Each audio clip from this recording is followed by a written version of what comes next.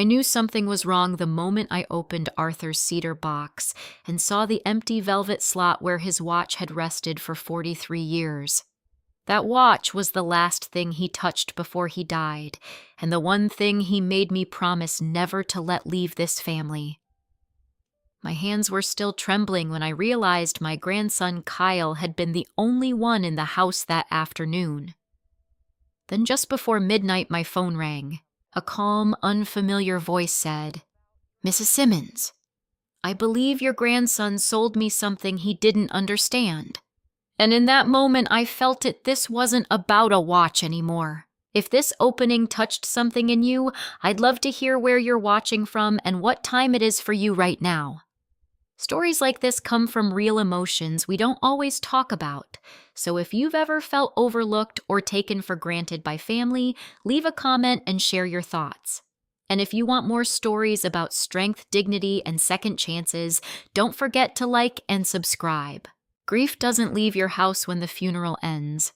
It settles in quietly like dust in the corners, like the faint smell of aftershave that lingers in a closet you can't bring yourself to clean out. After Arthur passed, the house didn't feel empty. It felt paused, like he had simply stepped out for a moment and would come back asking where I'd put his reading glasses. I kept everything the same. His chair by the window, his tools neatly arranged in the workshop. Even his Sunday routine stayed alive in my mind, ticking along like the watches he used to repair. Every Sunday morning, Arthur would sit at the small wooden table in the den with that watch, the watch. He would take it out of its case with a kind of reverence, like it was something sacred. He'd polish it gently, inspect it under the light, sometimes open the front glass to check the hands, but never the back. Not once. I asked him about it years ago, half joking. "You trust yourself to fix everyone else's watches, but not your own." He smiled in that quiet way of his, the kind that never gave too much away. "Some things aren't meant to be opened, Rita. Not unless it matters." At the time, I thought he was being poetic. Arthur had a habit of saying things like that, phrases that sounded simple until years later when they came back with weight. Now, standing in the living room with that empty cedar box in my hands, those words didn't feel poetic anymore. They felt like a warning. Kyle hadn't always been like this. That's what I kept telling myself as I sat there trying to steady my breathing.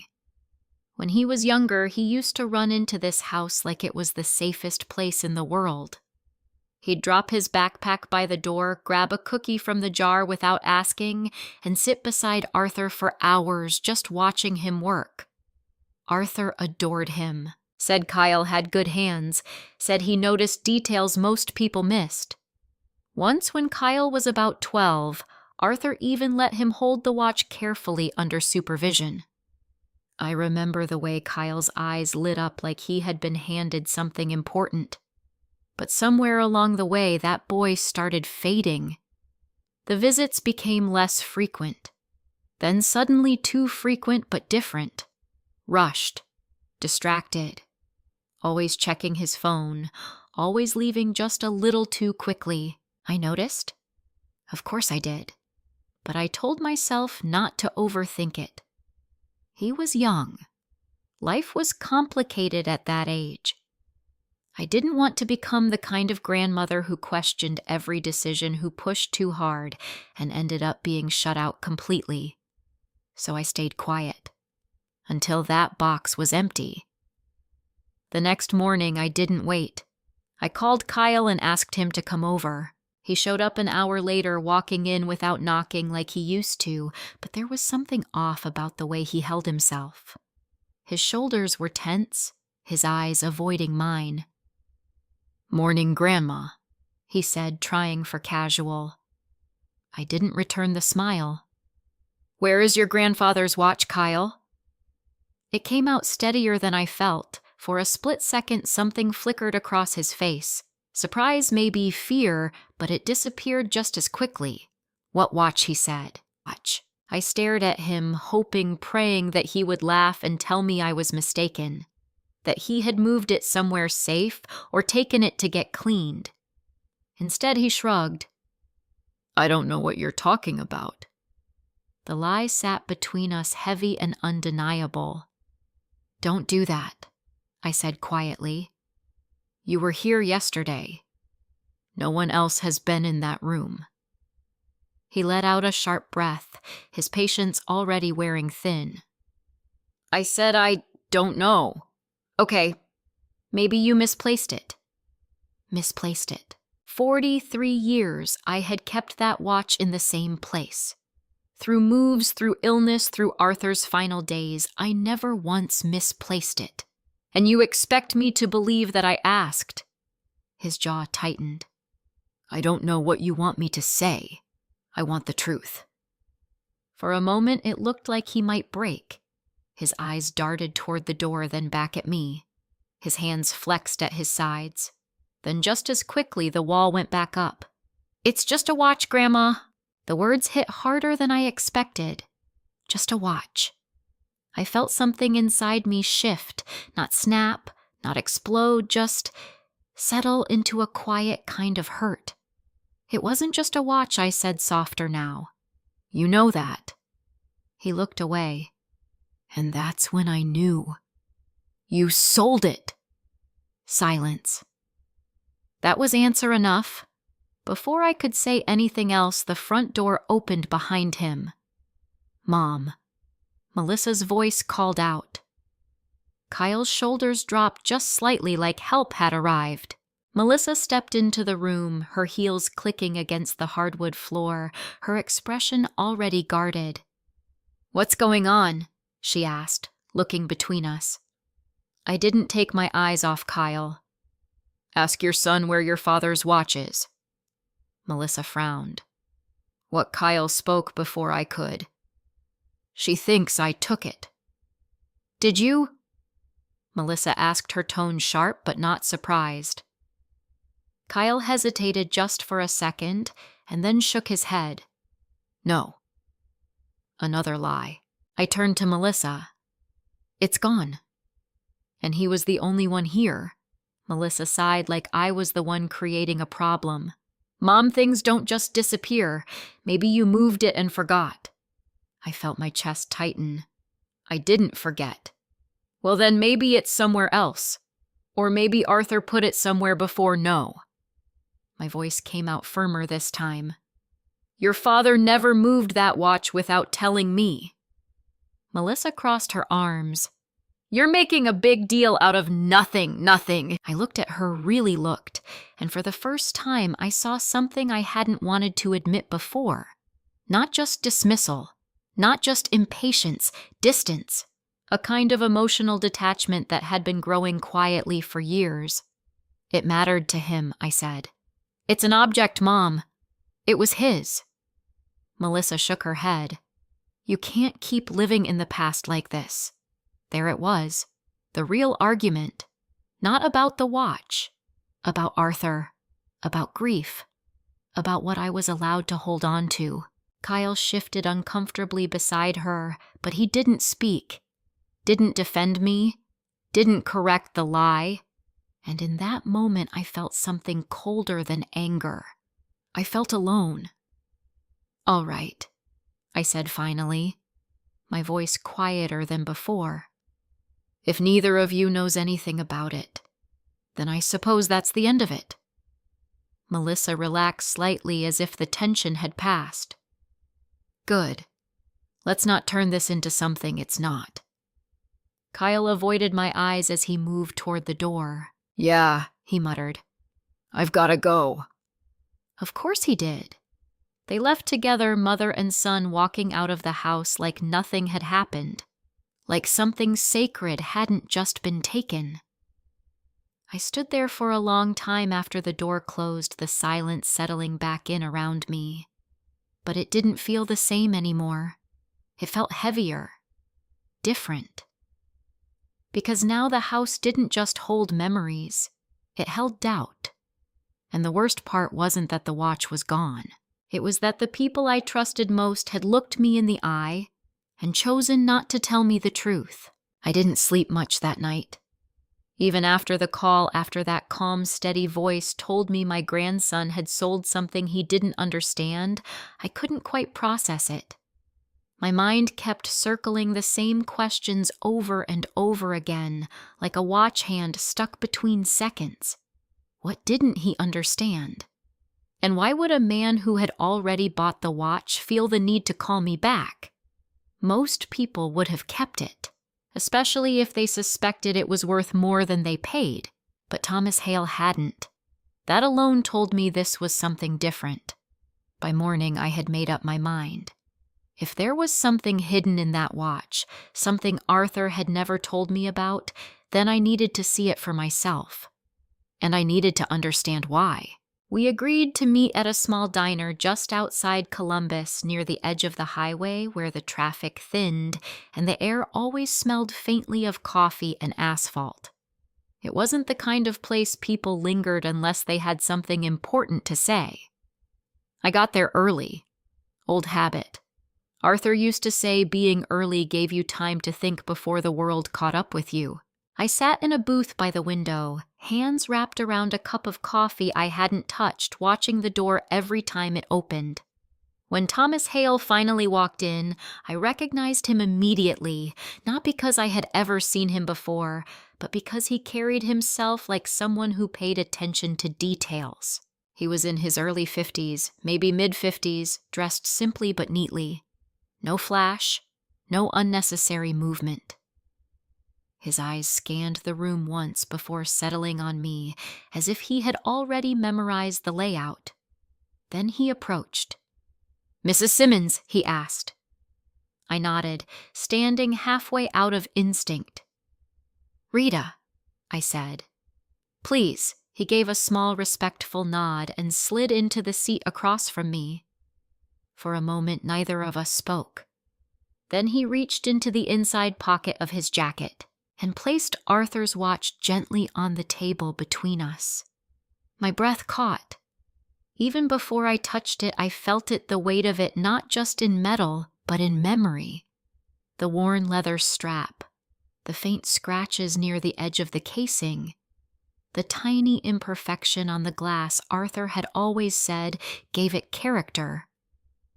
My fingers trembled slightly as I picked it up.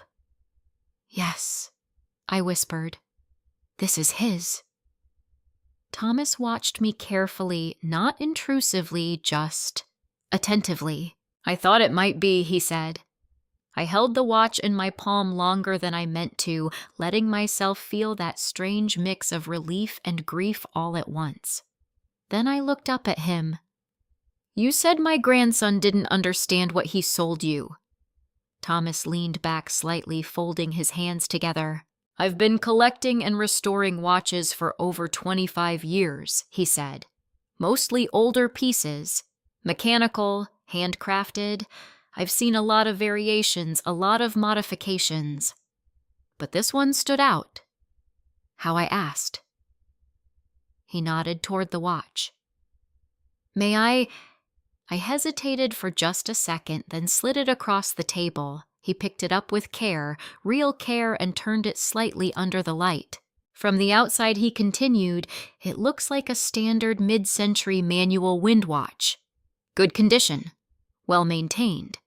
But when I examined the case, I noticed something unusual." My heart began to beat a little faster. "What kind of unusual?" "The back plate," he said. "It's been altered." I frowned. "Altered how?" Subtly, he replied. "Most people wouldn't notice. But the seam is just a fraction off. The thickness is slightly uneven. It's been modified by someone who knew exactly what they were doing." "Arthur." It had to be him. "He was a watchmaker," I said quietly. Thomas nodded. "That makes sense." He turned the watch over again, studying it. "I didn't force it open," he added. "That wouldn't be right without your permission. But I can tell you this, there's something inside that doesn't belong to the original design." "Something inside." The words settled heavily in my chest. "What do you think it is?" I asked. Thomas met my eyes. I don't know, he said honestly, but whatever it is, it was put there intentionally, and it was meant to stay hidden. I swallowed.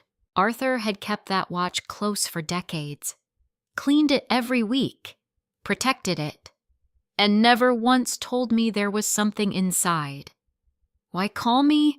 I asked, my voice quieter now. Thomas didn't hesitate. Because of your grandson. That answer surprised me more than anything else. What about him? Thomas exhaled slowly, choosing his words carefully. When he came to sell the watch, he wasn't acting like someone trying to make a profit, he said. He was acting like someone trying to get rid of something. I felt a chill run through me. Get rid of it. Thomas nodded. He priced it far below its market value. Barely negotiated. Kept checking the door every few seconds. I closed my eyes briefly. That didn't sound like arrogance. That sounded like fear. He was nervous, Thomas continued. Not just anxious, alert. Like he expected someone to walk in at any moment. My grip tightened around the edge of the table. Did he say anything I asked? Not much Thomas said, but he asked me one question before he left. What question? Thomas hesitated just for a moment. He asked if I could make sure the watch couldn't be traced back to him. The words hit harder than anything else. Why would he ask that? I whispered. Thomas shook his head slightly. I don't know. But that's when I realized this wasn't just a simple sale. Silence settled between us again. I stared at the watch now resting quietly between us, and for the first time, I felt afraid of it, not because of what it was, but because of what it might be connected to. Mrs. Simmons, Thomas said gently, I don't think your grandson understood the value of this watch. I let out a slow breath. No, I said. I don't think he did either. Thomas leaned forward slightly. But I also don't think he understood the risk. That word risk hung in the air. What kind of risk? I asked. Thomas held my gaze, the kind that makes someone try to get rid of something important as fast as possible. I felt my stomach twist. For a moment, I saw Kyle not as the defensive young man from yesterday, but as the boy he used to be, sitting beside Arthur, watching his hands move carefully over tiny gears and springs. What had happened to him? What had he gotten himself into, and why had he chosen that watch? I need to know what's inside, I said finally. Thomas nodded once, as if he had been expecting that answer. I can help you open it, he said. But I want to be clear, once we do that, there's no putting it back the way it was. I understood what he meant. Whatever Arthur had hidden, whatever truth was sitting inside that watch. Once I saw it, I couldn't unsee it. I looked down at the worn leather strap, at the tiny scratches that told the story of years I had lived through with the man I loved. Arthur had kept this from me. Not out of distrust, but for a reason. And now that reason was beginning to surface. I lifted my eyes to Thomas. When I asked, he didn't hesitate. Whenever you're ready. I hesitated for just a moment longer. Then I nodded, because something deep inside me already knew this wasn't just about understanding what Kyle had done. It was about understanding what Arthur had been trying to protect me from all along. I didn't go home right away after meeting Thomas. Instead, I drove without thinking past the grocery store I used to visit every Thursday with Arthur, past the park where we once sat for hours watching children play, past streets that still held echoes of a life that felt both distant and painfully close. My hands stayed tight on the steering wheel the entire time, because now the silence in my life wasn't just grief anymore. It was filled with questions. Arthur had hidden something, not misplaced, not forgotten. Hidden, And worse than that, he had expected this moment. If this is opened, someone in the family has crossed a line. I could still hear those words in my head, even though I hadn't seen the note yet. Thomas hadn't opened the watch, but something about the way he described it, the way he felt it, made that sentence form in my mind as if Arthur had already spoken it. And that frightened me more than anything, because Arthur wasn't a man who imagined betrayal lightly. If he prepared for it, then it meant he had seen it before. When I finally pulled into my driveway, the house looked exactly the same as it always did. White siding, blue shutters. The porch Arthur had repainted twice because he never liked the shade the first time. Everything looked steady, unchanged. But I knew better now. Inside, something had already shifted.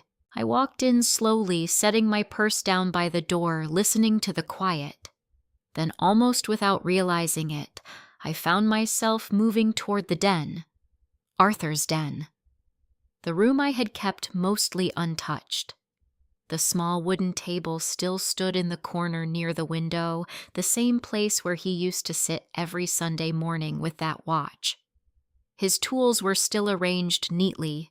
Tiny screwdrivers, polishing cloths, magnifying lens, all placed with the precision only he could maintain. I stepped closer, running my fingers lightly over the edge of the table, and for a moment I could almost see him there again.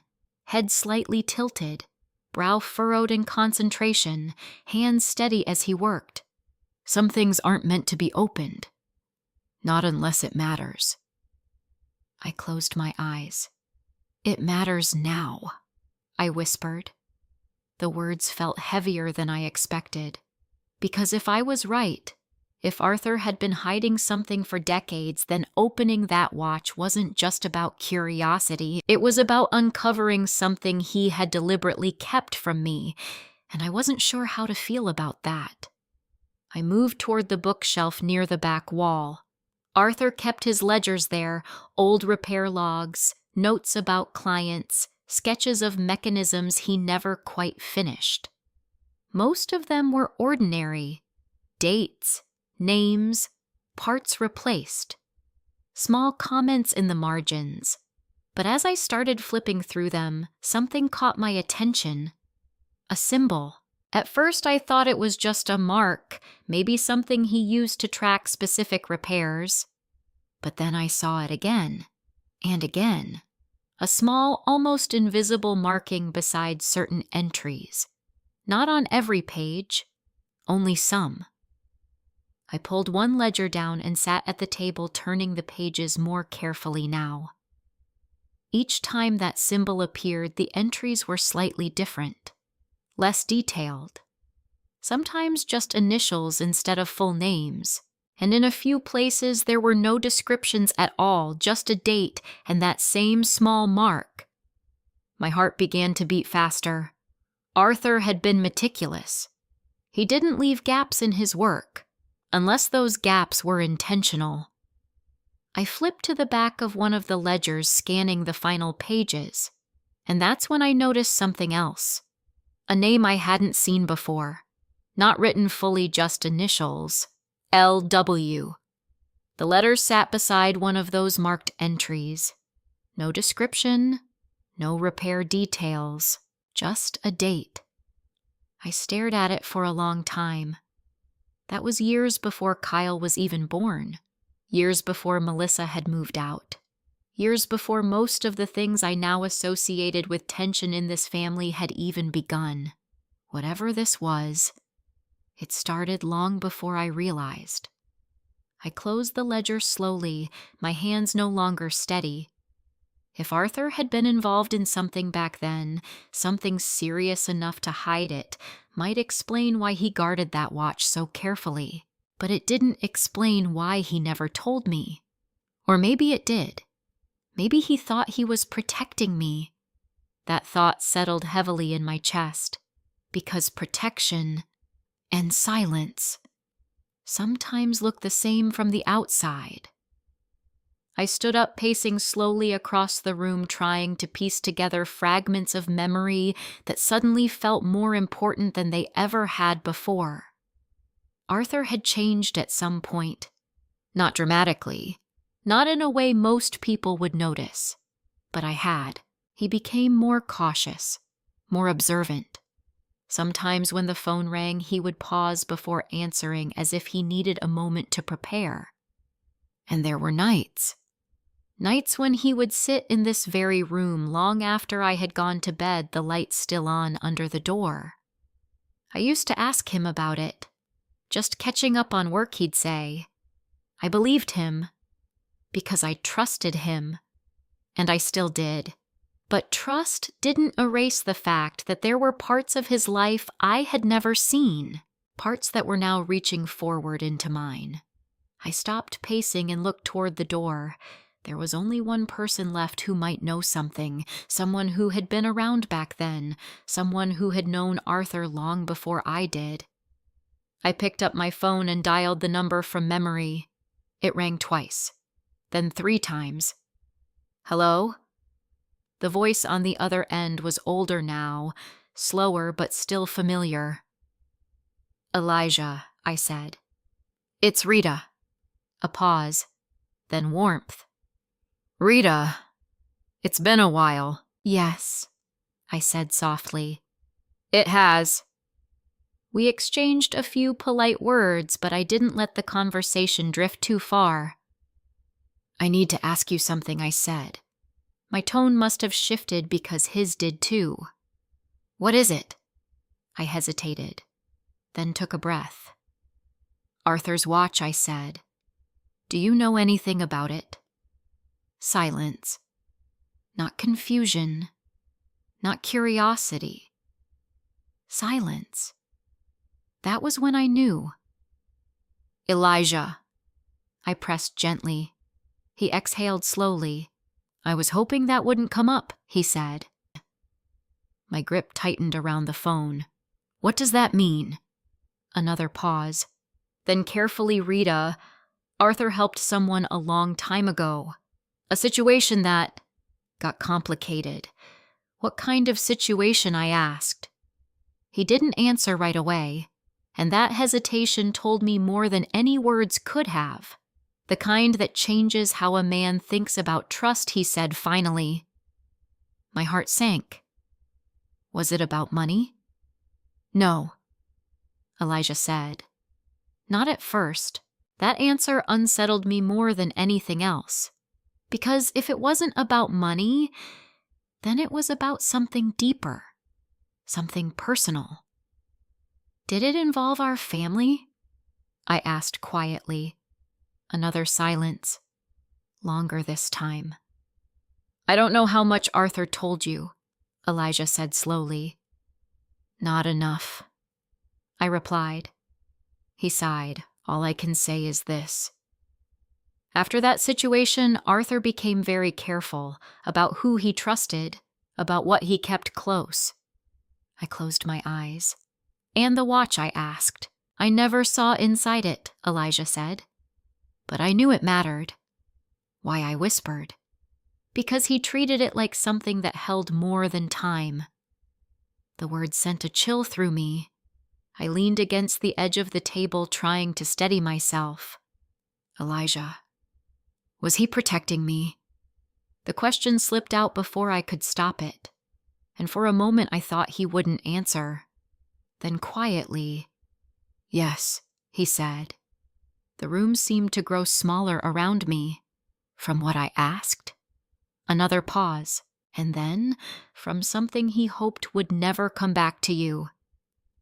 I swallowed hard, but it had. It was already here. In the empty space inside that cedar box, in Kyle's fear, in Melissa's silence, and in the hidden compartment of a watch I had thought I understood. I opened my eyes and looked at the ledger again, at the initials still burned into my memory. L.W. Elijah. I said slowly, Does that name mean anything to you? But even before he answered, I had the feeling I was already standing at the edge of something Arthur had spent his entire life trying to keep buried. And now, it was beginning to surface. Elijah didn't answer me right away. That silence on the line, it wasn't uncertainty, it was recognition. I could feel it. "Elijah." I said again, softer this time. "LW. Does that mean something to you?" A long exhale came through the phone. "Yes," he said finally. "It does." My heart tightened. "Who is it?" Another pause. Then carefully, like he was stepping around something fragile. "Linda Whitmore." The name settled into my mind slowly like a puzzle piece that didn't quite fit yet. "I don't know that name," I said. "You wouldn't," Elijah replied. "Not unless Arthur chose to tell you." "And he didn't." "No," Elijah said gently. "He wouldn't have. Not unless he thought you needed to know." The words stung more than I expected. Needed to know.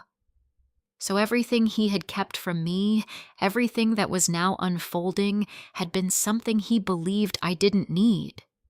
Or maybe something he hoped I'd never have to face. "What happened to her?" I asked. Elijah hesitated again, then spoke slowly. "She was a widow," he said. "Lost her husband suddenly. Not unlike you." Something inside me shifted at that comparison. "She had 2 children," he continued, "both adults. And not the kind you'd want handling your affairs when you're vulnerable." My grip tightened on the phone. "What do you mean?" "They started pushing her," Elijah said, subtle at first, helping with paperwork, offering to simplify things. Then it became more aggressive. Power of attorney discussions, property transfers. I felt my stomach drop. "They were trying to take control," I said quietly. "Yes." The word came without hesitation. "And Arthur." "He got involved when Linda came to him with concerns." Elijah said, "At first it was just advice. He helped her review documents, spotted inconsistencies." I walked slowly back toward the table, my eyes drifting to the ledger still lying open. And then I asked. "And then it escalated," Elijah said. His tone had changed lower now, heavier. "Her children didn't like being questioned," he continued. "They started pressuring her more directly. There were arguments, threats. At one point, she told Arthur she was afraid to sign anything without him present." I felt a chill run through me. Arthur had never told me this. Not even once. He helped her gather evidence, Elijah said. Documents, notes, records of conversations, things she could use if it came to court. "And did it?" "Yes," Elijah said. "It did." I closed my eyes. "And she won," he said. "But it wasn't easy. And it left a mark. On her. And on Arthur. I didn't need him to say it. He changed after that, didn't he?" I asked quietly. Elijah didn't hesitate. "Yes." The word landed heavily between us. He saw something in that situation, Elijah continued. Something that stayed with him. What I whispered. "The way family can turn," Elijah said. "Not all at once, not dramatically, but slowly, quietly. Until one day the person you trust most is standing across from you, asking you to give up something you never thought you'd have to defend." I felt my throat tighten, because that wasn't just Linda's story anymore. It was beginning to sound like mine. "And the watch?" I asked. Elijah exhaled. "I believe that's when he modified it," he said. "After everything with Linda. To hide the evidence, yes," Elijah said. He needed a place that wouldn't be easily searched. Something that stayed close to him. something no one would think to open. I looked down at my hands.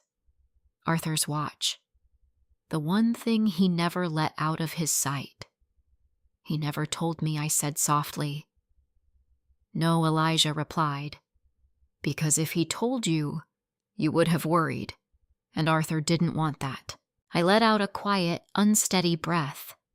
So he carried it alone. Yes. The weight of that realization pressed down on me in a way I hadn't expected. All those years, all those quiet Sundays, all those moments I thought I understood completely. And beneath it all, there had been something else, something hidden, not from me out of distrust, but out of love and fear. Elijah. I said slowly, do you think he was protecting me from something like that happening here? Another pause. Then I think he hoped it wouldn't, Elijah said carefully. But he prepared, just in case. Just in case. The words echoed in my mind long after the call ended, because now standing there in the quiet of that room, I couldn't ignore it anymore. The pattern. Linda Whitmore. Her children. The pressure. The manipulation. And now, Melissa. Kyle. The missing watch. The lies. I sank into the chair, my hands resting on the edge of the table, my thoughts racing faster than I could keep up with them. Arthur had seen something once, and it had stayed with him long enough to change how he lived, long enough to make him hide something inside a watch, long enough to write a note for a moment he hoped would never come. But it had come, and now I was standing exactly where Linda Whitmore had once stood, facing a family that wasn't telling me the truth. I didn't realize how long I had been sitting there until the sound of a knock at the front door broke through my thoughts. Sharp. Sudden. I stood up slowly, my legs stiff, and made my way to the door. When I opened it, Joan was standing there, her expression already concerned. I drove by and saw your car, she said. Figured you might be home. I stepped aside to let her in. I needed to talk to someone, I admitted. Joan didn't waste time. She walked into the living room, turning to face me fully. What happened? I hesitated. Then, for the first time, I told someone everything. The missing watch. Kyle's denial. Melissa's reaction. The call from Thomas. The meeting. The hidden compartment. Linda Whitmore. Arthur's secret. Joan listened without interrupting, her face growing more serious with each piece of the story. When I finished, she shook her head slowly. I've seen Kyle around lately, she said. Something in her tone made my chest tighten. What do you mean? He's not just hanging out with friends, she said. He's been with people I don't recognize. Older. Rougher. I felt a chill run through me. Where? Near the gas station on Maple, she said. Late at night. My stomach twisted. That's not a good area, I said. No, Joan agreed. It's not. We stood there in silence for a moment. Then she looked at me, her eyes sharp. Rita, I don't think this is just about him making a bad decision. I don't either, I admitted. Joan crossed her arms. I think he's in trouble. The words landed with a weight I couldn't ignore, because deep down, I already knew. The fear Thomas had described, the urgency in Kyle's actions, the way he had tried to get rid of the watch. It wasn't just guilt. It was pressure, and pressure like that didn't come from nowhere. I tried talking to him, I said quietly. He wouldn't tell me anything. Joan nodded slowly. Because he's scared, she said. I looked up at her. And scared people don't always make smart choices. I swallowed hard. The image of Kyle as a child flashed through my mind again, sitting beside Arthur, watching him work, trusting him completely. Where had that boy gone? Or maybe the better question was, what had pushed him this far? My phone buzzed suddenly in my hand. The sound made both of us jump. I looked down at the screen. "Thomas," I answered immediately. "Hello, Mrs. Simmons," he said, his voice calm but firm. "I've been thinking about our conversation." "So have I," I replied. A brief pause. "Then, I believe we should open the watch sooner rather than later." My heart skipped. Why, I asked. Another pause. Then quietly, "Because if your grandson is in the kind of situation I suspect." He didn't finish the sentence. He didn't have to. I closed my eyes, because I understood.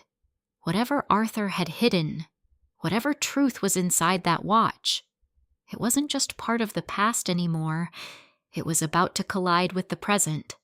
And this time, there was no turning away. I agreed to meet Thomas that same evening. There was something in his voice, steady, measured, but urgent enough to make it clear that waiting was no longer the safer option. And after everything I had learned in the past 24 hours, I understood why. If Arthur had hidden something inside that watch, and if Kyle had unknowingly put it into someone else's hands, then whatever was inside it might not stay hidden much longer. We met at Thomas's workshop just outside the city, a modest building tucked behind a row of older storefronts. From the outside, it looked like any other repair shop. But the moment I stepped inside, I could feel the difference. Time lived there. Not in a loud, obvious way, but in the quiet ticking of dozens of watches and clocks lining the walls. Some antique, some modern, all carefully maintained. The air smelled faintly of oil and metal, and something about it made my chest tighten. It reminded me of Arthur. Not exactly the same, but close enough to make the memory ache. Thomas noticed. "He would have liked this place," he said gently. I nodded, unable to speak for a moment. "Yes," I whispered. "He would have." Thomas led me toward a workbench in the back, clean, organized, lit by a bright overhead lamp. Tools were arranged with precision. Nothing out of place. It was the kind of setup Arthur would have respected. He gestured for me to sit. "I want to be very careful with this," Thomas said. "Whatever your husband did, he knew what he was doing." "I know," I said quietly. That was what made this harder. Because Arthur hadn't just hidden something, he had engineered it. Thomas placed the watch on a soft cloth between us. For a moment, neither of us moved. I stared at it, my heart beating faster than I expected. This was it. The moment Arthur had prepared for. The moment he had hoped would never come. And I was the one about to bring it into the light. "Once we open it," Thomas said, "there's no undoing it." I nodded. "I understand." He studied my face for a second, as if making sure I truly did. Then he reached for his tools. The room grew quieter as he worked. Not silent, but focused. The ticking of clocks in the background felt louder now, like time itself was paying attention. Thomas adjusted the magnifying lens over his eye and carefully examined the back of the watch. "You see this?" he said, pointing to a nearly invisible seam. I leaned closer. At first, I saw nothing unusual, but then just barely I noticed it. A faint line. Subtle. Intentional. "He designed this to blend perfectly," Thomas murmured. "Most people would never think to look twice." "Arthur." Of course he had. Thomas selected a small specialized tool and positioned it precisely along the seam. "This will take a minute," he said. I nodded, my hands folded tightly in my lap. I didn't trust them not to shake. As he worked, my mind drifted back through years I had thought I understood. Arthur at the table, Arthur in the workshop, Arthur smiling quietly when I asked too many questions. All those moments, layered with something I had never seen. And yet I didn't feel betrayed. Not truly. I felt protected. Even now. A soft click broke through my thoughts. I looked up sharply. Thomas had stopped moving. His hands hovered over the watch. "It's opening," he said quietly. My breath caught. Slowly, carefully, he lifted the back plate. The movement was so precise, so controlled that it felt almost ceremonial. Then he set the plate aside, and we both leaned in. At first, I didn't understand what I was looking at, because instead of gears or springs, there was something else. A small, tightly folded strip of paper, tucked neatly into a compartment so perfectly hidden it might as well have never existed. For a moment, neither of us spoke. Then Thomas glanced at me. "This is it," he said. I swallowed hard. "Take it out." He did. Gently. Carefully. As if even the paper itself held weight beyond its size. He placed it on the cloth and looked at me. "Do you want to open it?" he asked. My hands trembled slightly as I reached for it. This had been inside Arthur's watch, hidden for decades, protected, carried. I unfolded it slowly. The paper was aged but not fragile, preserved. Inside, written in neat, deliberate handwriting, were 3 things: a bank name, a safety deposit box number, and a date. My heart skipped. The same year I had seen in the ledger. "This matches what you found," Thomas said quietly, reading over my shoulder. "Yes," I whispered. But there was something else. I turned the paper slightly, and there, beneath the numbers, a second note, smaller, written in Arthur's unmistakable hand. My breath caught as I read it. "If this is opened after I'm gone, someone in the family has already crossed a line." The words hit me like a physical force. I felt it in my chest, in my throat, in the way my fingers tightened around the paper. He knew. He knew this could happen, and he had prepared for it, not just for himself, for me. I closed my eyes briefly, trying to steady myself. Thomas didn't interrupt. He gave me the space to feel it, to understand it. When I opened my eyes again, there was something else beneath the first note. A second piece of paper, smaller, almost hidden beneath the first. Thomas carefully lifted it free. "Another one," he said. My pulse quickened. I took it from him, unfolding it with even more care than before. This one had only initials, LW, and a short sentence. "Trust what is written, not what is said." A chill ran down my spine. Linda Whitmore. Arthur hadn't just hidden documents. He had left instructions, warnings, guidance. For a moment, the room felt smaller, the ticking of clocks louder, time pressing in from all sides. He wasn't just hiding something, I said quietly. He was leaving a trail, Thomas replied. I nodded slowly. Yes, a trail I was now meant to follow. I folded the papers carefully, placing them back on the cloth. My hands had stopped shaking, not because I was calm, but because something else had taken its place. Clarity. Arthur had seen something once, something that changed how he understood family, something that made him prepare not out of fear, but out of responsibility. And now I was standing in the path of that same pattern. Kyle, Melissa, the lies, the pressure, the The missing truth. "He expected this," I said. Thomas nodded. "And he trusted you to handle it." I looked down at the watch again, at the empty space where the paper had been hidden, at the object I had thought was only a memory. It wasn't just a memory, it was a message. And now it was my responsibility to understand it. To follow it, I said quietly. Thomas met my eyes.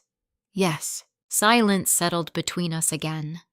But it wasn't the same silence as before. It wasn't uncertainty. It was the kind of stillness that comes just before something changes. I took a deep breath. "The bank," I said. "We need to go there." Thomas didn't hesitate. "I agree." But as I reached for the watch, something inside me shifted again. Because this wasn't just about uncovering the past anymore. It was about facing the present. About understanding what Kyle had gotten himself into, and what Melissa might already know. I closed the watch carefully, holding it in my palm for a moment longer. Then I looked up at Thomas. "There's something else," I said. What I hesitated, then spoke the thought I hadn't wanted to say out loud. If Arthur was right, if someone in my family has already crossed a line, I swallowed. "Then this isn't over." Thomas held my gaze. "No," he said quietly. "It's just beginning." And for the first time since this started, I believed him. I didn't wait until morning.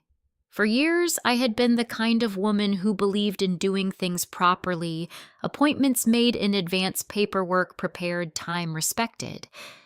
But something about the papers in my hand, about Arthur's handwriting staring back at me like a voice from the past, told me that waiting would only give fear more room to grow. Thomas must have sensed it too. "I know someone at the bank," he said as we stepped out of his workshop into the cooling evening air. "We may be able to arrange access first thing tomorrow." "Early." I nodded. That was the most I could accept. A few hours. That was all I would give this. That night I didn't sleep again. I sat at the kitchen table with the watch in front of me, the folded papers beside it, and the quiet hum of the refrigerator filling the silence. I traced Arthur's handwriting over and over again in my mind, trying to remember if I had ever seen that particular tone before. It wasn't just caution. It was certainty. Someone in the family has already crossed a line. He hadn't written might. He hadn't written if. He had written it like a man who knew. And that thought refused to let me rest. By the time the sky began to lighten, I was already dressed. Thomas arrived exactly when he said he would. No wasted time. No unnecessary words. We drove to the bank together, the early morning streets still half asleep around us. Columbus looked different at that hour, quieter, almost honest, like it hadn't yet had time to put on its usual distractions. The bank itself stood tall and still, its glass doors reflecting the pale light of morning. Inside, everything was orderly, controlled, predictable, a stark contrast to the chaos building inside my chest. Thomas spoke briefly with a woman at the front desk, mentioning a name I didn't catch. She nodded, made a call, then gestured for us to follow. We were led into a smaller office where a manager, mid-50s, composed, efficient, greeted us with polite professionalism. "Mrs. Simmons," he said, offering a handshake. "I understand you're here regarding a safety deposit box." "Yes," I replied, my voice steadier than I felt. I handed over the paper. He examined it carefully, his expression shifting almost imperceptibly as he read the date. "This box has been inactive for many years," he said. "I believe my husband set it up," I said. He nodded once, then stood. "We'll need to verify your identity and relationship," he said. "But if everything matches, we can proceed." The process felt slow, even though I knew it wasn't. forms, identification, signatures. Each step grounding the moment in reality. Because this wasn't just memory anymore. This was documentation. Proof. Eventually, the manager returned and gave a small nod. "You're authorized," he said. My breath caught. He led us down a quiet hallway past rows of locked doors until we reached the vault. The air felt cooler there. Still, like time had been preserved within those walls. He unlocked the outer door, then guided us to a row of boxes. "Number 317, he said, checking the paper again. Then he inserted his key, paused, and looked at me. "Your key," he said. I stared at the small slot for a moment. I didn't have Arthur's key. Of course I didn't. But then I remembered the second paper, the instructions. I reached into my purse and pulled out the folded note again. There, written in smaller script beneath the box number, were 2 words I hadn't fully processed before. Duplicate held. My heart skipped. I looked up at the manager. "My husband left instructions," I said. "A duplicate key should be on file." He nodded slowly. "That can be arranged," he said. A few minutes later, he returned with a small envelope. Inside was a key. Arthur had thought of everything. My hands trembled slightly as I took it. Then slowly, I inserted it into the lock beside the manager's key. For a brief moment, nothing happened. Then, a soft click. The box released. The manager stepped back. "I'll give you some privacy," he said. Thomas stood quietly beside me as I slid the box out. It was heavier than I expected. Not by much, but enough to remind me that whatever was inside had weight. I carried it to the small table in the center of the room and set it down. For a moment, I didn't open it. I just stood there staring at the lid. Because this was the part Arthur had hidden. The part he had protected for decades. The part he had prepared me for without ever telling me directly. I took a deep breath, then lifted the lid. Inside, everything was neatly arranged. No chaos. No clutter. Arthur's order was there even now. The first thing I saw was a bundle of letters tied together with a thin piece of string. Beneath them, a stack of documents, legal papers, some stamped, some notarized. And underneath that, photographs. Old ones, carefully preserved. My hands moved almost automatically, lifting the letters first. The paper felt aged but strong. I untied the string, slowly unfolding the first letter. It wasn't addressed to me. It was addressed to Arthur. The handwriting was unfamiliar, but the tone was desperate. "Arthur." I don't know who else to trust. I stopped reading for a moment, my chest tightening. Linda Whitmore. It had to be. I continued. The letter spoke of pressure, of confusion, of children who suddenly seemed more interested in signatures than conversations, of documents being placed in front of her without explanation, of fear, real fear. My hands shook as I read, because it wasn't just her words. It was the pattern, the same one Elijah had described, the same one I was beginning to recognize in my own life. I set the letter down carefully and reached for the documents beneath. Thomas leaned closer, reading silently beside me. "These are legal records," he said quietly. I nodded. There were contracts, affidavits, signed statements, some with Linda's name, some with the names of her children. And then, my breath caught. Another name. Melissa. Not directly, but referenced. A financial document. Years ago. Connected. Small. Subtle. But there. I stared at it, my vision narrowing. "That's not possible," I whispered. Thomas didn't respond right away. He just watched. "Let me see it. Let me understand it." Because the truth was already there. Waiting, I picked up another document, flipping through it quickly, now my heart pounding harder with each page. More references, more connections. Not direct accusations, not proof of wrongdoing on the same scale, but enough to suggest something undeniable. Melissa had been closer to this kind of situation than I ever knew, long before Kyle, long before the watch, long before now. And Arthur had known. I felt the room shift around me, the air heavier, the silence louder. Because this wasn't just about protecting me anymore. This was about something that had already started. Years ago. Quietly. Carefully. And now, it was happening again. I lowered myself into the chair, the papers still in my hands. "I didn't see it," I said softly. Thomas remained standing, his expression calm but serious. "Most people don't," he replied. I looked up at him. My own daughter? The words felt foreign, heavy, incomplete. Because I didn't want to finish that sentence. I didn't want to say what it meant. But the truth didn't need me to say it out loud. It was already there. In ink. In memory.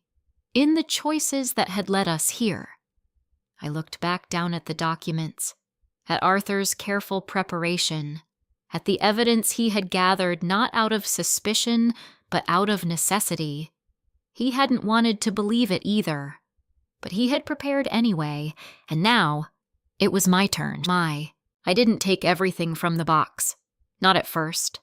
Some instinct, something Arthur had quietly taught me without ever putting it into words, told me not to move too quickly.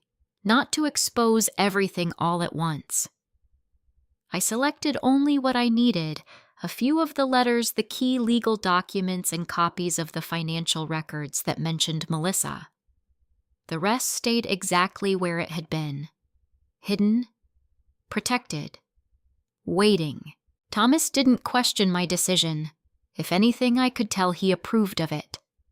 "Control the information," he said quietly as we stepped out of the vault. "Don't let it control you." I nodded. That felt like something Arthur would have said. The drive back home was silent. Not uncomfortable, just heavy. Because now I wasn't just dealing with suspicion. I had proof. Not of everything. Not of some grand, undeniable crime. But of a pattern. A pattern that had started years ago and never truly ended. And now I had to decide what to do with it. When I pulled into the driveway, Melissa's car was already there. My hands tightened on the steering wheel. Of course she was. Something about that didn't feel like coincidence. "She knows something," I said quietly. Thomas glanced at me. "Or she suspects you do. That felt closer to the truth." "I can stay," he offered. I shook my head. "No. This is something I have to do." He studied me for a moment, then gave a small nod. "If anything changes," he said, "you call me." "I will." I stepped out of the car, the papers tucked securely in my bag, and walked toward the front door. Each step felt deliberate, measured. Because whatever happened next would change everything. The moment I stepped inside, I heard her voice. Sharp. Controlled. Already tense. "Mom." I closed the door behind me slowly. Melissa stood in the living room, arms crossed, her posture rigid. Kyle was there too, sitting on the edge of the couch, his foot tapping nervously against the floor. They both looked at me. But it was Melissa who spoke first. "Where have you been?" The question wasn't concern. It was accusation. I set my purse down carefully. "Out," I said simply. Melissa exhaled sharply. "You've been ignoring my calls." "I've been busy." Her eyes narrowed. "With what?" I met her gaze calmly. "Finding out the truth." The room went still. Kyle stopped tapping his foot. Melissa's expression didn't change immediately, but I saw it. That flicker. That moment where something inside her recalculated. What truth, she asked. I walked past her slowly, placing the documents on the dining table. "The truth about the watch," I said. Kyle looked up, his face tightening. Melissa didn't move. "Mom," she said, her tone dropping. "You're overreacting." "No," I interrupted, turning back to face her. "I'm not." The firmness in my voice surprised even me, because for the first time since this began, I wasn't uncertain. I wasn't guessing. I knew. Melissa held my gaze, her expression hardening. "Then explain it," she said. I nodded once. "I went to the bank this morning," I said. "That did it." The shift was immediate, subtle but unmistakable. Melissa's shoulders tensed. Kyle looked confused. "The bank?" he asked. "What bank?" I didn't look at him. "Your grandfather left something behind," I said. "Something he hid inside that watch." Kyle blinked, clearly caught off guard. "But Melissa..." Melissa went very still. "What are you talking about?" she asked. I stepped closer to the table, placing my hand lightly on the papers. "Documents," I said. "Letters. Records." Melissa let out a short laugh, but it didn't reach her eyes. "You went through his old things and now you think you found something important." I didn't respond to the tone. I just picked up one of the documents and held it out. "Do you recognize this?" She hesitated. "Just for a second." Then she took it. Her eyes moved quickly across the page, and I watched her. Really watched her. The way her jaw tightened, the way her grip shifted slightly, the way her breathing changed. She recognized it. She just didn't want to admit it. "I don't know what this is," she said, finally handing it back. I didn't take it. Instead, I pulled out another paper. And this one I asked. She didn't reach for it this time. "Mom, I'm not doing this with you," she said, her voice sharper now. "You're digging up things that don't matter anymore." "Don't they?" I asked quietly.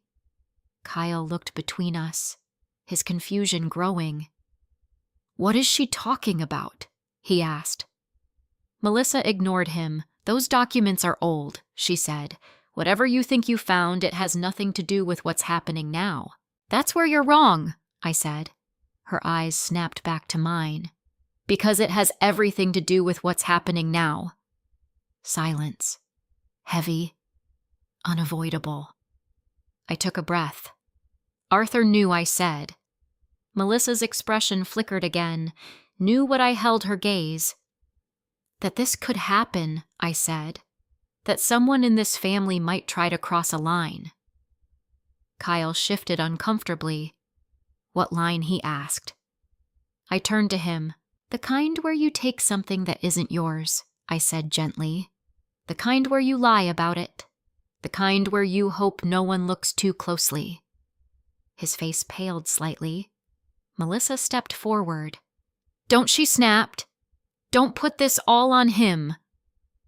"I'm not," I said. That stopped her.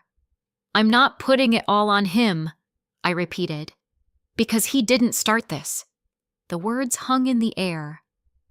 Kyle looked at me, then at his mother. Melissa's eyes hardened. "You don't know what you're talking about." "I know enough," I said quietly. I reached into my bag and pulled out the letter. The one from Linda Whitmore.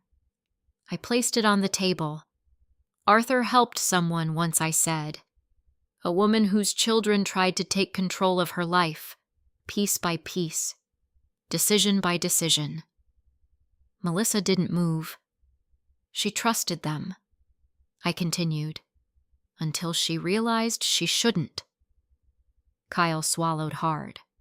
What does that have to do with us? He asked. I looked at him. Everything I said softly. Because now, standing there in that room, I could see it clearly. The pattern Arthur had seen. The one he had tried to protect me from. It wasn't loud. It wasn't obvious. It didn't start with something big. It started with small things. Dismissed concerns, ignored boundaries, little lies, until one day, you realized something important had already been taken, and no one was willing to admit it. Melissa let out a slow breath, her composure beginning to crack, not completely, but enough for me to see what was underneath. Frustration, not guilt. Not yet. Frustration. Mom, she said, her voice lower now, more controlled. You're reading too much into this. I shook my head. No, I said. I'm finally reading it correctly. Kyle looked between us again, his expression shifting from confusion to something else. Something closer to fear. Because deep down, he knew. He knew this wasn't just about a watch anymore. And Melissa knew something else. Something she still wasn't ready to say. But she would have to. Because for the first time, I wasn't backing down. Kyle was the first one to break. Not with words, at least not right away, but with the way his shoulders dropped like something inside him had finally given out. He ran a hand through his hair, pacing once across the room before stopping near the window, his back half turned to both of us. I didn't know he said under his breath. Melissa stiffened immediately. Don't start, she warned. But he didn't look at her. I didn't know any of that. He continued louder now, turning toward me. About Grandpa. About those documents. About... He gestured vaguely toward the table. Whatever this is. I watched him carefully. This wasn't deflection. This was unraveling. But you knew enough to take the watch, I said quietly. His jaw tightened. I didn't take it because I wanted it, he snapped. I took it because I needed money. Melissa stepped forward. Kyle, no, he said, cutting her off for the first time. You don't get to tell me to stop now. The shift in the room was immediate. Melissa blinked, caught off guard. Kyle turned fully toward her now, something raw and unfiltered in his expression. You told me it was fine, he said. You said Grandpa would have wanted us to use what we had if things got bad. I never said that, Melissa replied quickly. Kyle let out a hollow laugh. Yes, you did, he said. Not in those exact words, but you did. I felt my chest tighten as I watched them, because this moment wasn't just about the watch. It was about years of something building under the surface, something neither of them had ever fully said out loud. What do you mean things got bad? I asked, my voice steady despite the weight pressing down on me. Kyle hesitated. For a moment, it looked like he might shut down again, but then he glanced at the papers on the table, at the evidence, at the truth that was already out in the open, and something in him shifted. I owe money, he said finally. The words hung in the air. Melissa closed her eyes briefly like she had been hoping he wouldn't say it. How much I asked. Kyle swallowed. More than I can pay, he admitted. A cold feeling spread through my chest. How did that happen? He let out a breath, shaking his head. It started small, he said. Online bets. Just for fun. A couple hundred here and there. I won a few times. Thought I had it figured out. I had heard stories like that before. But hearing it from him, it felt different. Then I lost, he continued. And I thought I could win it back. Of course he did. They made it easy, he said. Too easy. Credit lines. No questions. Just keep playing. And you did, I said. He nodded, until I couldn't stop. Silence settled over the room again. Heavy. Real. And now I asked. Kyle hesitated. They're not just online anymore, he said quietly. My stomach dropped. What does that mean? He finally met my eyes. It means I owe people who don't wait for you to figure things out. The fear in his voice was unmistakable now. Not subtle, not hidden, real. Did they threaten you? I asked. He didn't answer right away. That was answer enough. I felt my hands curl into fists at my sides. And the watch, I said. He looked down. I needed something valuable, he admitted. Something I could sell fast. And you thought of that? I asked, unable to keep the edge out of my voice. I wasn't thinking, he said quickly. I knew it was worth something. I knew I could get cash for it. And you didn't think to ask me. I pressed. He flinched. I didn't think you'd say yes. No, I said quietly. I wouldn't have. The truth sat between us. Sharp. Unavoidable. But I didn't think you'd... He stopped himself, shaking his head. I didn't think it mattered that much. There it was. That same phrase again. That same misunderstanding. I took a slow breath. It mattered, I said. More than you knew. He nodded, his expression tightening with regret. I see that now. But seeing it now didn't change what had already happened. Why that watch? I asked again. Out of everything in this house, why that one? Kyle hesitated, then glanced at Melissa. And that was when everything shifted again.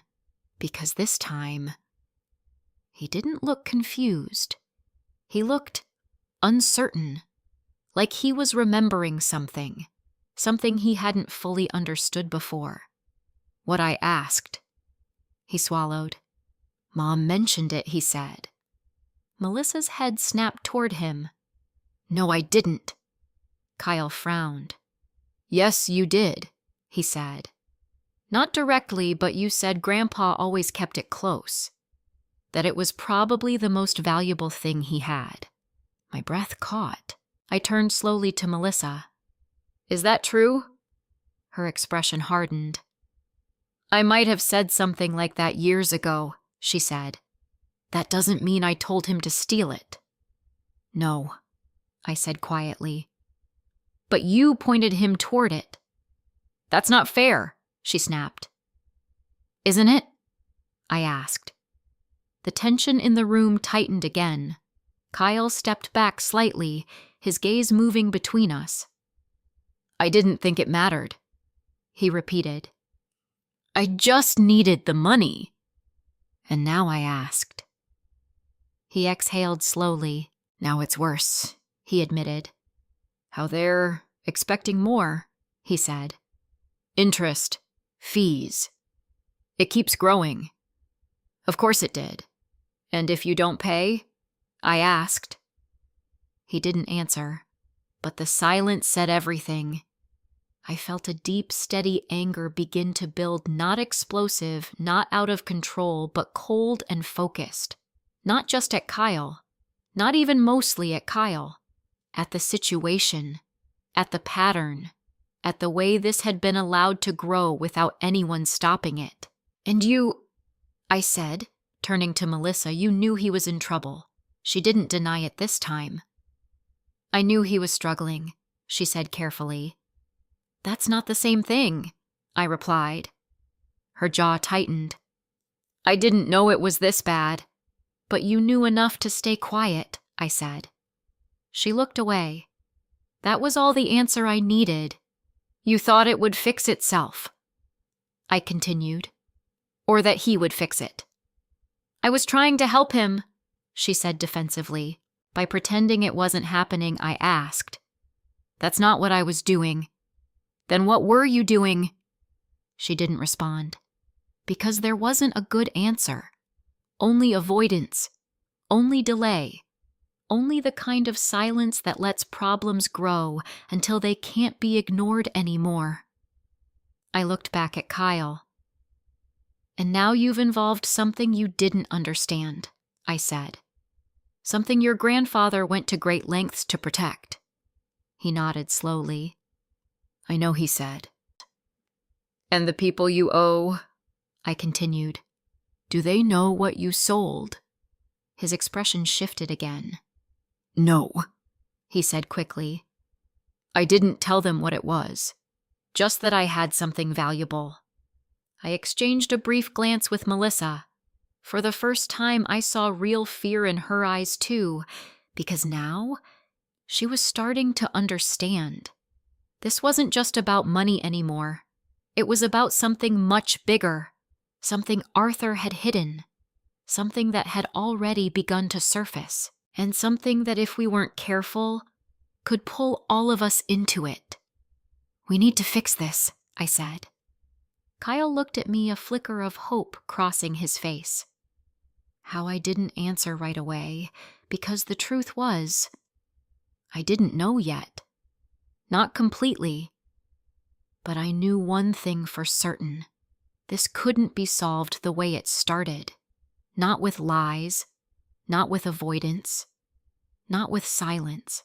I looked at both of them, my daughter and my grandson, and for the first time since this began, I saw them clearly, not just as family, but as part of a pattern I could no longer ignore. We start with the truth, I said finally, and this time, I meant all of it. We didn't solve anything that night. Not really. We circled the truth, touched it, even named parts of it, but solving something like this required more than confession. It required understanding where it all began. And now I knew where to go. Linda Whitmore, I said the next morning, setting a cup of untouched coffee down on the table. Kyle looked up, still exhausted from the night before. Melissa didn't even pretend to react. Who's that? He asked. The woman your grandfather helped, I said. The one connected to everything he hid. Melissa scoffed under her breath. And you think chasing down some stranger from 30 years ago is going to fix this? I didn't look at her. I think understanding the truth might. She crossed her arms but said nothing else. Kyle leaned forward slightly. Do you know where she is? I nodded. I have a name. That's enough to start. It didn't take long. People assume time erases everything, but it doesn't. Not completely. Records exist. Addresses change, but trails remain. Within a few hours, and with Thomas's help, we found her. Assisted living facility. Outside Dayton. Still alive. That alone surprised me. Are you sure you want to do this? Thomas asked as we drove out that afternoon. Yes, I said without hesitation. Because I needed to hear it from someone who had lived it. Not documents, not assumptions. The truth. The facility was quiet when we arrived, clean, polished. But there was a stillness to it that felt familiar. Not peaceful, contained. Like life had been reduced to manageable pieces. A nurse led us to her room. Ms. Whitmore doesn't get many visitors, she said gently. I nodded. I understand. When the door opened, I wasn't sure what I expected, but the woman sitting by the window wasn't fragile in the way I had imagined. She was older, yes, her hair silver, her hands marked by time, but her posture was upright, her gaze steady, sharp. She looked at us as if measuring something.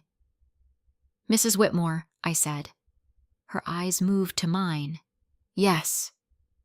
My name is Rita Simmons, I said. My husband was Arthur Simmons. That did it. Something shifted in her expression. Recognition. Not immediate, but real. Arthur, she repeated slowly. I stepped closer.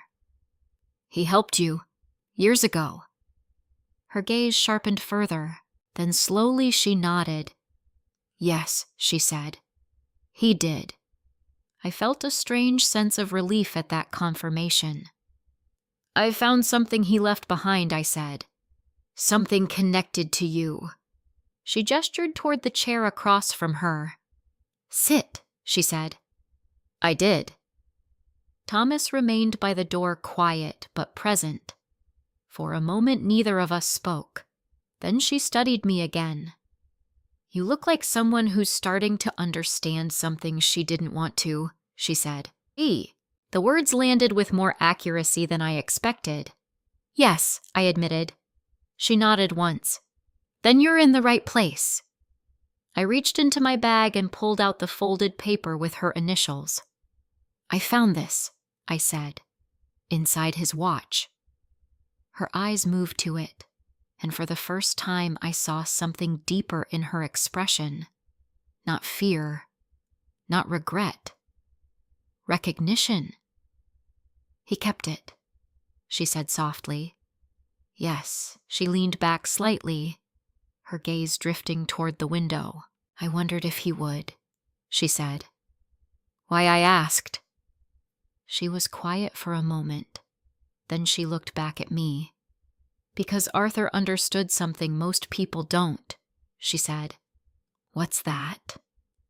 That betrayal doesn't start loud, she replied. It starts quietly, with trust.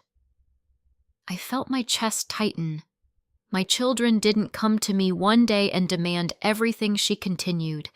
They started by helping, by offering to handle things, small things at first. I nodded slowly. That's what Elijah said. She gave a faint smile.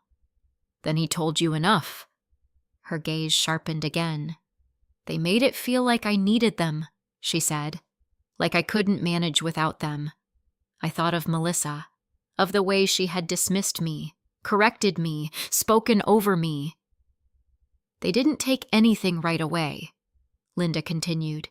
They just positioned themselves. My breath caught slightly. Yes, I whispered. That's how it works, she said. You don't notice it at first, because nothing feels wrong. She paused. Until it does. Silence filled the space between us. And Arthur? I asked. She exhaled slowly. He saw it before I did, she said. That's why I went to him. What did he do? He helped me see clearly, she replied. He didn't tell me what to do. He showed me what was happening. I nodded. That sounds like him. She smiled faintly. Yes, he believed people needed to understand things for themselves. Her eyes moved back to the paper in my hand. And when I did, it was almost too late. What happened, I asked. They had already prepared documents, she said. Power of attorney, property transfers, everything ready. My stomach tightened. They expected me to sign, she continued. And I might have, if Arthur hadn't stepped in. I swallowed. He helped you gather evidence. Yes, she said. Everything they said. Everything they did. We documented it. And you won, I said. Her expression shifted. Legally, she said. Yes. But there was something in her tone, something unresolved. What about the rest? I asked quietly. She looked at me for a long moment. You don't walk away from something like that unchanged, she said. I felt that, deeply. Did you ever trust them again? I asked. She shook her head slowly.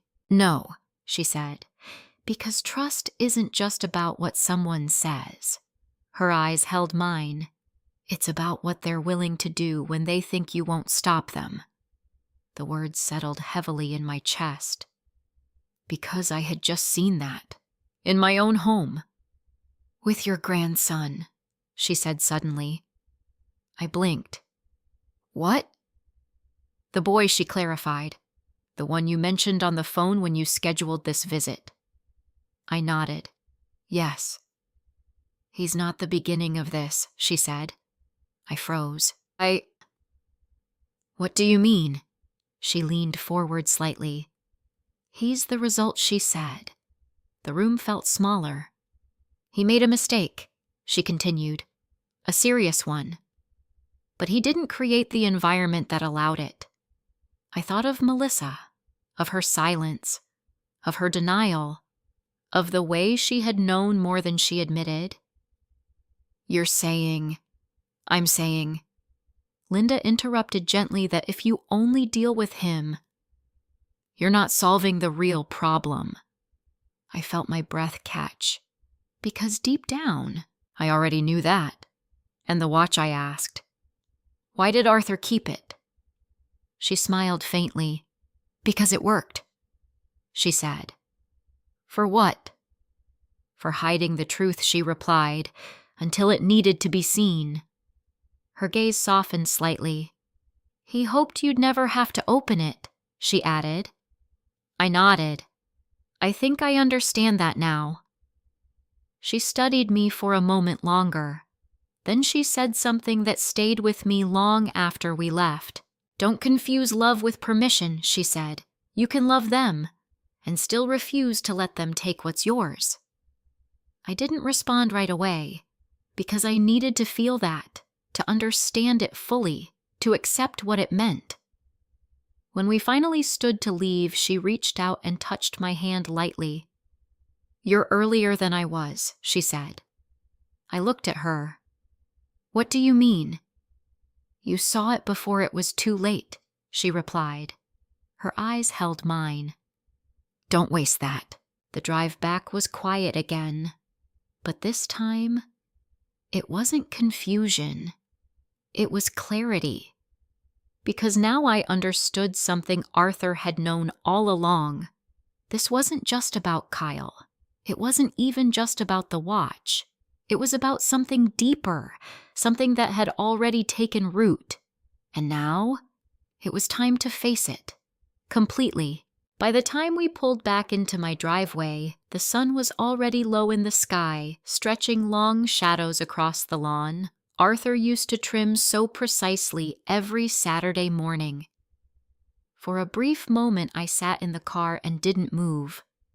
Linda Whitmore's words echoed in my mind. Don't confuse love with permission. It sounded simple, but it wasn't. Because for years I had mistaken patience for kindness, silence for peace, and endurance for strength. And now I understood the cost of that. Thomas turned off the engine but didn't get out. Do you want me to come in? He asked. I hesitated, then nodded. Yes. Because this time, I wasn't walking into that house unprepared. The front door wasn't locked. That alone told me everything I needed to know. They were waiting. I stepped inside Thomas just behind me. And there they were. Melissa standing near the dining table, her posture tight, her expression already defensive. Kyle sitting again on the couch, but different this time. Quieter. Watching. Neither of them spoke at first. They didn't expect Thomas. I could see that immediately. Melissa's eyes flicked toward him, narrowing slightly. "Who is this?" she asked. "Someone who respects the truth," I replied calmly. Thomas gave a polite nod but said nothing. That seemed to irritate her more. "We need to talk," I said. Melissa let out a short breath. "We've been waiting," she said. Of course they had, because something had shifted, and they felt it. I walked to the dining table and set my bag down carefully, removing the documents one by one. Not all of them. Just enough. Enough to make the truth unavoidable. "What is this?" Melissa asked, her voice sharpening. "This," I said, laying the papers out in front of her, "is what your father left behind." She didn't move, but her eyes did. Scanning. Calculating. Kyle leaned forward slightly, his curiosity outweighing his fear. I picked up one document and held it between us. A trust, I said. Created years ago. Melissa's jaw tightened. I know what a trust is, she snapped. Do you know why he created it? I asked. She didn't answer. So I did. To protect me.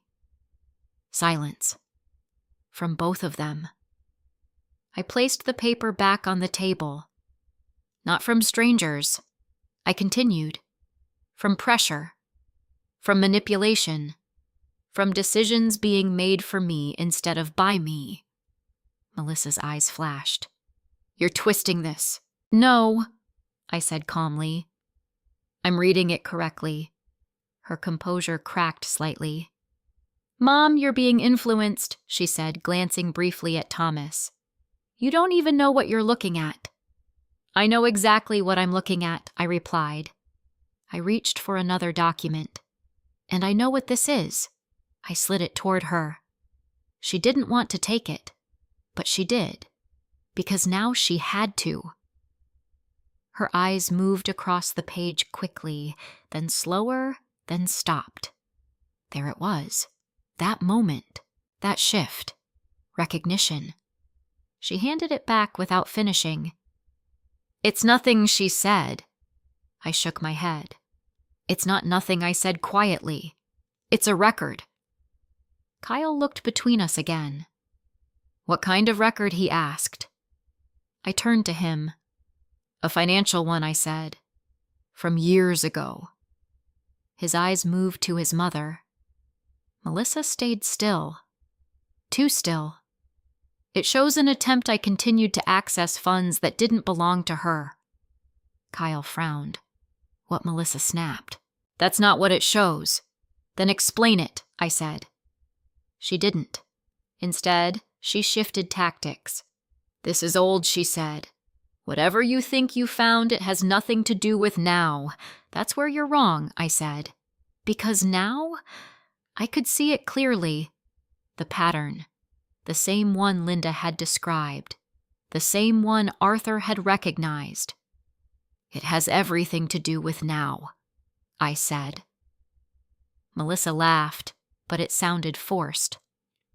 You're connecting things that aren't connected. Am I asked.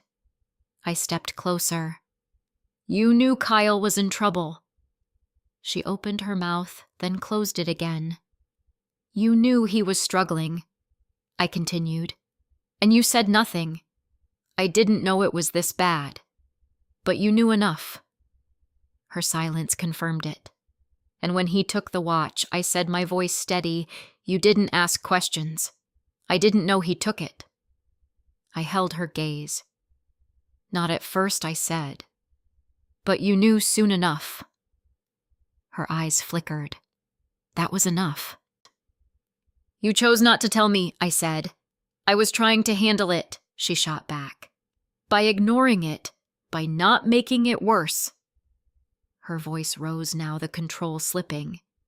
You think blowing everything up like this is helping? She demanded. I didn't raise my voice, because I didn't need to.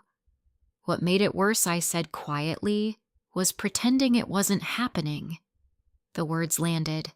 Heavy. Unavoidable. Kyle looked at his mother again. And this time, there was doubt in his eyes. Real doubt. Mom, he said slowly. Melissa turned to him sharply. Don't, she warned. But it was too late, because something had already shifted. He wasn't looking at her the same way anymore. I reached into my bag one last time and pulled out the letter. The one from Arthur. The one I had avoided reading fully until now. This is the part you need to hear, I said. Melissa's expression tightened. Kyle leaned forward. I unfolded the paper slowly and began to read.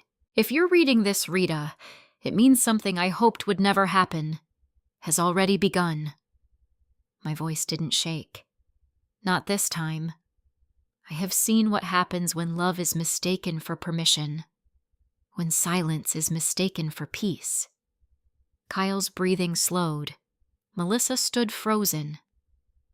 I didn't prepare this because I doubted you. I prepared it because I trusted you. I felt something steady inside me, something strong. If anyone in this family asks you to give up your judgment, your home, or your independence, they have already crossed a line. I lowered the paper. The room was silent. Completely. No arguments. No deflection. Just truth. Kyle looked at his mother, and this time, he saw her.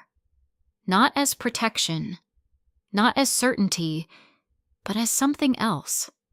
Something flawed. Something human. Something responsible. Melissa didn't speak, because she couldn't, not without confirming what was already clear. I folded the letter carefully. This isn't about punishing anyone, I said. Neither of them responded. This is about stopping something before it goes any further. Kyle swallowed hard. Melissa looked away, and in that moment, I knew. The line Arthur had written about, it hadn't just been crossed. It had been building for years, quietly, carefully, until now. And this time, I wasn't going to let it continue. No one spoke for a long time after I finished reading Arthur's letter. The silence wasn't empty. It was full. Heavy with everything that had finally been said out loud, and everything that could no longer be hidden behind tone excuses or distance. Kyle was the first to move. Not dramatically. Not suddenly. He just sat back slowly like something inside him had shifted into place and let out a breath that sounded older than his years. I didn't know, he said again, but this time it wasn't defensive. It was acceptance. I didn't know it went that far, he added, looking down at his hands. Melissa turned sharply toward him. What does that mean? She demanded. Kyle didn't look up. It means... He hesitated, searching for the words. It means this didn't start with me. Melissa's face hardened immediately. That's not fair, she snapped. Kyle looked up now, his eyes no longer uncertain. No, he said quietly. It is. The room seemed to contract around us. Because this was the moment Arthur had been preparing for, not the discovery. The choice. Melissa crossed her arms tightly, her posture shifting into something more rigid, more defensive than I had ever seen before. You're both overreacting, she said. This is ridiculous. A few old documents, a letter, and suddenly you think there's some grand conspiracy? No one said that, I replied calmly. Then what are you saying? She shot back. Kyle answered before I could. We're saying you knew, he said. Melissa froze. About what, she demanded. About me, he said. About the debt. About the problems. You knew it wasn't just struggling. Her mouth opened slightly, then closed. And that was enough. You told me it would work itself out, he continued. You told me not to worry, Grandma. You told me she didn't need to know. Melissa's eyes flickered just for a second. I was trying to protect her, she said. From what Kyle asked? The question landed harder than any accusation. From stress, she replied quickly. From unnecessary worry. Kyle shook his head. No, he said. You were protecting yourself. The words cut through the room like something sharp and undeniable. Melissa stepped forward. That's not true. Then why didn't you tell her he pressed? She didn't answer. Because there wasn't one. Not a real one. Just layers of justification that no longer held. I didn't think it was that serious, she said finally. Kyle laughed once, but there was no humor in it. I was getting calls at night, he said. Messages, threats. You saw them. Melissa's face tightened. I thought you could handle it. There it was. The truth. Small.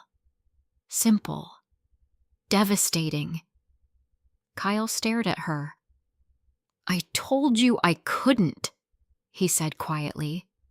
She looked away, and in that moment, something broke. Not loudly, not violently, but completely. Kyle stepped back, shaking his head slowly. You let it get worse, he said. You kept telling me to fix it, to figure it out, to not make it a big deal. I was trying to help you, she interrupted. By doing nothing he asked, her silence answered him. And for the first time since this began, Kyle wasn't looking for her approval. He was seeing her clearly. I watched it happen. That shift, that realization, the moment a child stops seeing a parent as someone who has all the answers and starts seeing them as someone who made mistakes. Serious ones. Kyle turned toward me. I shouldn't have taken the watch, he said. No, I replied. I knew it was important, he continued. I didn't think it mattered more than what I was dealing with. I nodded slowly. I understand that, I said, but that doesn't make it right. I know, he said. And this time, he meant it, not just because he had been caught, but because he finally understood what he had done and what it meant. Melissa watched the exchange, her expression tightening further. So that's it, she said sharply. You're just going to turn against me. Kyle didn't respond immediately. Then slowly, I'm not turning against you, he said. He looked at her. I'm just not covering for you anymore. The words hung in the air. Melissa's face changed. Not with anger, not immediately, but with something else. Something deeper. Something closer to fear. Careful, she said quietly. Kyle didn't flinch. No, he replied. That's what got us here. Silence again, but different now, because the lines had been drawn, not by me, not by Arthur, by them. I stepped forward slightly. This doesn't have to get worse, I said. Melissa turned toward me. Then stop pushing it, she snapped. I shook my head. I'm not pushing anything, I said calmly. I'm stopping it. Her eyes narrowed. You think you're in control of this? Yes, I said. The certainty in my voice surprised her, and maybe surprised me too, because for the first time in a long time, I felt it. Control. Not over them, not over the situation, but over myself. Over what I would allow and what I wouldn't. I've already called my attorney, I continued. That got her attention. What she asked sharply. I'm updating everything, I said. The house, the accounts, the trust. Her expression shifted immediately. You don't need to do that. I do, I replied. No, you don't, she insisted. You're acting out of emotion. No, I said. I'm acting out of clarity. Kyle stayed quiet, watching. Melissa stepped closer. You're making a mistake, she said. I met her gaze. No, I said again. I made a mistake by not doing this sooner. That stopped her, because she hadn't expected that answer. I trusted that things would stay the way they were, I continued. That we understood each other, that we respected each other. My voice didn't rise. It didn't need to. But that's not what happened, I said. Melissa's jaw tightened. You're overreacting, she repeated. I shook my head. No, I said softly. I'm finally reacting correctly. The room fell silent again. Kyle looked between us. Melissa looked smaller. Not physically, but in presence. Because for the first time, she wasn't controlling the conversation. She wasn't redirecting it. She wasn't minimizing it. She was standing in it, facing it. And she didn't like that. I'm not asking you to leave, I said. That surprised both of them. I'm setting boundaries. I continued. Melissa frowned. What does that mean? It means I said you don't make decisions about my life anymore. Her expression hardened. I never did. I held her gaze. You tried. She didn't respond. Because she couldn't. Not without denying what had already been made clear. And Kyle, I said, turning to him. He straightened slightly. You need to fix what you've done, I said. I will, he said immediately. I nodded. But not by hiding it, I added. Not by borrowing from something you don't understand. Not by pretending it will go away. I won't, he said. And again. I believed him. Because this time he wasn't looking for an easy way out. He was looking for a way forward. There was a difference. A real one. I took a breath. This isn't the end, I said. Neither of them spoke. This is the point where it changes, I continued. Melissa looked away. Kyle stayed still. And in that moment, I knew. Arthur hadn't just prepared for betrayal. He had prepared for this. For the moment when the truth finally stood in the room. And refused to leave. The house felt different the next morning. Not lighter, not peaceful, but clearer. Like the air had finally been opened after years of being sealed too tightly. Nothing had been fixed overnight. The problems were still there. Kyle's debt, Melissa's silence, the long trail of decisions that had led us here, but the denial was gone. And that mattered. More than I had realized. I stood in the kitchen staring out the window at the backyard Arthur used to tend so carefully. The grass had grown uneven in places. The flower beds needed attention for the first time in months. I noticed. Really noticed. Because I wasn't just surviving in the house anymore. I was present in it. My phone buzzed softly against the counter. A message from Thomas. Everything all right? I stared at the screen for a moment before replying. Not all right, but honest. There was a pause. Then, that's a better place to start. I set the phone down, exhaling slowly. He was right. It was a better place. But it didn't make it easy. Kyle showed up just after noon. Not like before. No rushed energy, no defensive posture. He knocked. Actually, knocked. That alone told me something had shifted. I opened the door and stepped aside to let him in. He didn't say anything at first. Just stood there, hands in his pockets, looking around like he was seeing the place differently. I wasn't sure if I should come, he admitted. You should, I said.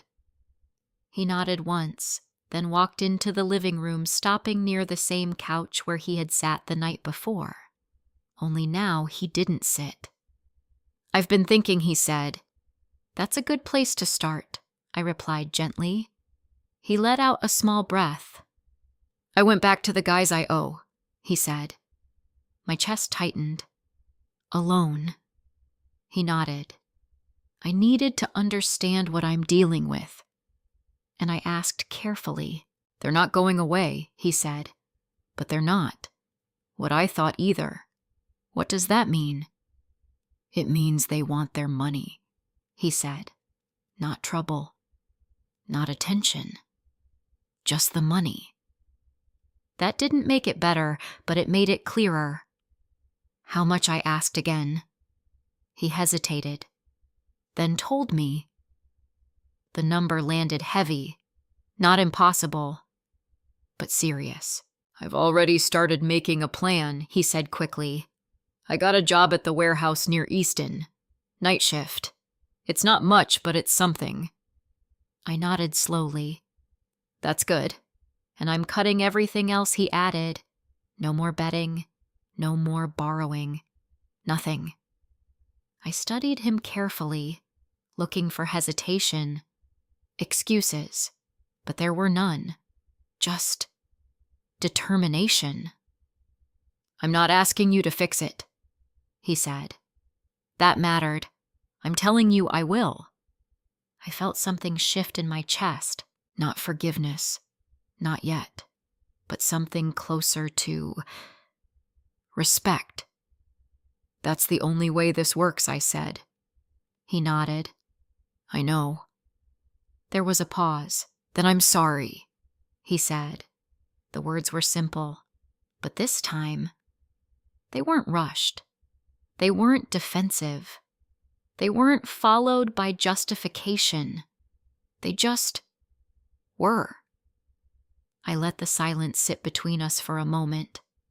Then I nodded. I hear you, I said. And I did, but hearing it wasn't the same as accepting it fully. Not yet. That would take time, and he seemed to understand that. I don't expect you to trust me right away, he added. Good, I said. Because I don't. He didn't flinch. I didn't think you would. That honesty mattered more than anything else he could have said. Melissa didn't come that day, or the next. At first I thought she might be giving space, but by the third day I realized it was something else. Avoidance. The same pattern, different form. I didn't call her. I didn't chase her. For the first time in my life, I let the silence remain. Because now I understood something I hadn't before. Not every silence needs to be filled. Some need to be respected. Thomas came by later that week, not as a collector, not as a stranger, as someone who had become part of this in a way neither of us had expected. He stood in the workshop for a long moment looking around. You kept everything the same, he said. I didn't know how to change it. I admitted. He nodded. That makes sense. I watched him move through the space, not touching anything, just observing. You could bring it back to life, he said after a while. I looked at him. What do you mean? The workshop, he said. It doesn't have to stay frozen. I hesitated. Because that idea, it felt both right and impossible. I wouldn't know where to start, I said. He smiled slightly. You don't have to do it all at once. I considered that. Small steps. Not overwhelming, just beginning. Maybe, I said. And for the first time since Arthur passed, the thought didn't feel like a betrayal. It felt like continuation. A few days later, Thomas returned the watch. Not in a box. Not wrapped. Just placed carefully in my hand. I could have kept it, he said. I know, I replied, but some things aren't meant to be owned, he continued. They're meant to be protected. I looked down at it, at the worn leather, the familiar weight, the history it carried. You did the right thing, I said. He shook his head slightly. I just didn't do the wrong one. That made me smile. A small one, but real. That evening I sat in the workshop alone. The watch in front of me, the tools untouched, the quiet surrounding me, but it wasn't the same quiet as before. It wasn't heavy. It wasn't suffocating. It was open. I picked up one of Arthur's cloths, running it lightly over the surface of the watch. Not to clean it, just to feel the motion, the familiarity. I understand now, I whispered. Not everything, but enough. Enough to see the pattern, enough to break it, enough to choose something different. The door behind me creaked slightly. I turned. Kyle stood there. "Sorry," he said. "I didn't mean to interrupt." "You're not," I said. He stepped inside slowly, looking around. "I haven't been in here since..." He stopped. "Since before I finished for him." He nodded. I didn't realize how much I missed this place. I watched him carefully. "Why?" He shrugged slightly. "Because it felt steady," he said. "Like things made sense here." I looked around the room, at the tools, the table, the memories. "Yes," I said. "It did." He hesitated, then stepped closer. "Do you think I could help?" he asked. The question surprised me. "With what?" He gestured around. "This," he said. "Fixing things. Learning." I studied him. This wasn't about escape. It wasn't about distraction. It was about rebuilding.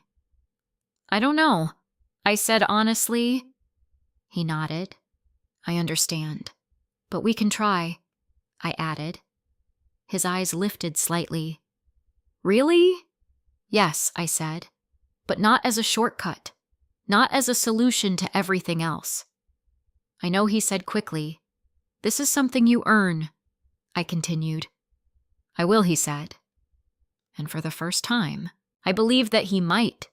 Not because he said it, but because of how he stood there. Not entitled, not defensive. Just willing. Later that night, I placed the watch back in the cedar box, but not in the same way as before. Not as something untouched, not as something sacred beyond question, but as something understood, something that had carried more than time, more than memory, more than I had ever realized. And now, it carried something else. A reminder that the past doesn't disappear. It teaches, if you're willing to listen. The first time Kyle showed up early, I almost didn't recognize him. It was a Saturday morning, clear quiet, the kind of morning Arthur used to love, because it gave him uninterrupted hours in the workshop. I had just finished making coffee when I heard the knock. Not hurried, not uncertain, just steady. I opened the door, and there he was, already dressed for work, a small toolbox in his hand that looked like it had been pulled from a discount shelf somewhere. "I thought we could start today," he said. No hesitation, no over-explanation. Just a statement. I stepped aside. "Come in." He walked straight past the living room and into the workshop like he had been thinking about it all week, which I realized he probably had.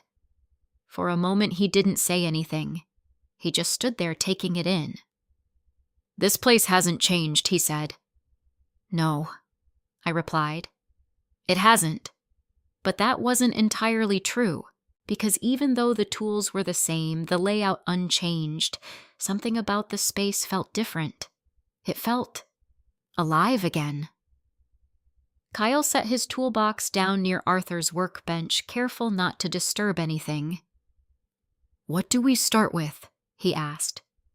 I studied him for a moment.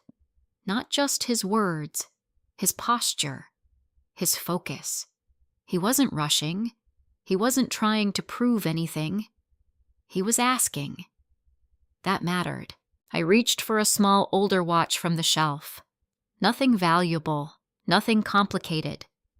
"This one," I said, placing it on the table. "It doesn't run." He picked it up gently, turning it in his hands. "What's wrong with it?" he asked. "If I told you, I said you wouldn't learn anything." He nodded. "Okay." And just like that, he sat down. No complaint, no argument. just began. I watched him work for a while in silence, not stepping in, not correcting, just observing. Arthur used to say that you could tell more about a person by how they approached a problem than how they solved it. Kyle didn't rush. He didn't force anything. He paused when he wasn't sure, adjusted, tried again, and something about that felt familiar. "You're not using enough pressure," I said finally. He glanced up. "Too little." "Yes," he adjusted slightly. "Better. Like this." I nodded. "Closer." He worked for another few minutes, then leaned back slightly. "I think I see it," he said. "What do you see?" "The balance wheel's stuck," he said, "but not broken." I felt something shift in my chest. "Good," I said, because he was right, and not just technically. He was seeing the difference between damage and obstruction, between something that needed to be replaced and something that just needed to be freed. That mattered more than he realized. Weeks passed like that. Slow, consistent, no dramatic changes, just small, steady ones. Kyle kept his job, showed up when he said he would, didn't ask for money, didn't make excuses, just worked. On the watches, on his debt, on himself. And little by little, something began to rebuild. Not trust, not completely, but something close, something real. Melissa didn't come by. Not once. At first I expected resistance, arguments, attempts to reassert control, but instead, nothing. Silence. And strangely, that told me more than any confrontation could have. She wasn't ready, not to admit anything, not to face it, not to change. And for the first time in my life, I didn't chase after her. I didn't call, didn't explain, didn't soften the edges, because now I understood something I hadn't before. You can't force clarity on someone who is committed to avoiding it. They have to reach it themselves. Or not at all. One afternoon, a letter arrived. No return address, but I recognized the handwriting immediately. Melissa. I didn't open it right away. I let it sit on the table for hours, because I already knew something about it. It wasn't an apology, not a real one.